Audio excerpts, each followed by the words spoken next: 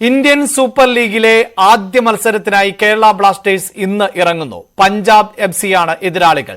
കലൂർ ജവഹർലാൽ നെഹ്റു സ്റ്റേഡിയത്തിൽ രാത്രി 7:30 മത്സരം. തിരുവോണ ദിവസത്തിലെ അവശ്യ സർവീസുകളുടെ പ്രാധാന്യം കണക്കിലെടുത്ത കാണികളുടെ എണ്ണം പകുതിയായി കുറയ്ക്കുകയും ചെയ്തിട്ടുണ്ട്. ഡാനി പോൾ ആണ് വാർത്തയുടെ വിശദാംശങ്ങളുമായി ചേരുന്നത്. ഡാനി, തിരുവോണ ദിവസമാണ്. മലയാളികൾക്ക് ഒരു ഓണക്കോടി എന്ന നിലയിൽ വിജയമുണ്ടാകുമോ എന്നാണ് അറിയേണ്ടത്. എത്രത്തോളം ആത്മവിശ്വാസത്തിലാണ് താരങ്ങൾ, ഒപ്പം കാണികൾ?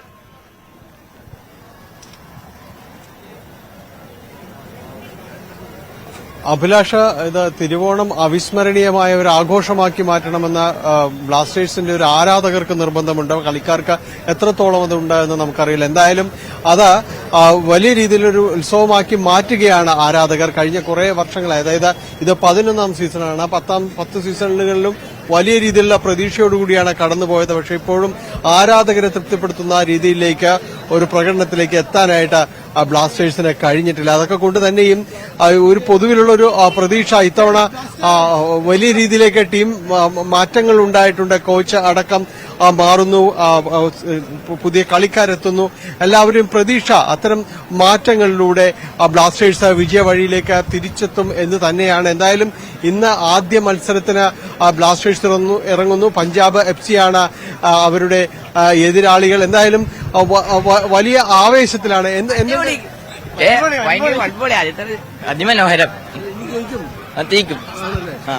പൊതുവിലെല്ലാം തന്നെ എന്തുണ്ട് പ്രതീക്ഷ? എങ്ങനെയാണ്? എക്സ്പെക്ടേഷൻ എന്താണ്? ജയിക്കുമെന്ന് തന്നെ വിചാരിക്കുന്നു. വലിയ ആവേശമാണ്. സുഖം.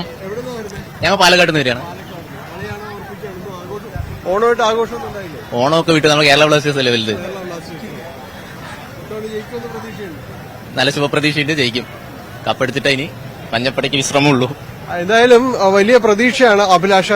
കാരണം ഇന്ന് എല്ലാവരും ഇപ്പൊ സ്റ്റേഡിയത്തിലേക്ക് സീറ്റ് ഉറപ്പിക്കാനുള്ള ഒരു ഓട്ടത്തിന്റെ ആ വഴിയിലാണ് നമ്മൾ നിൽക്കുന്നത്.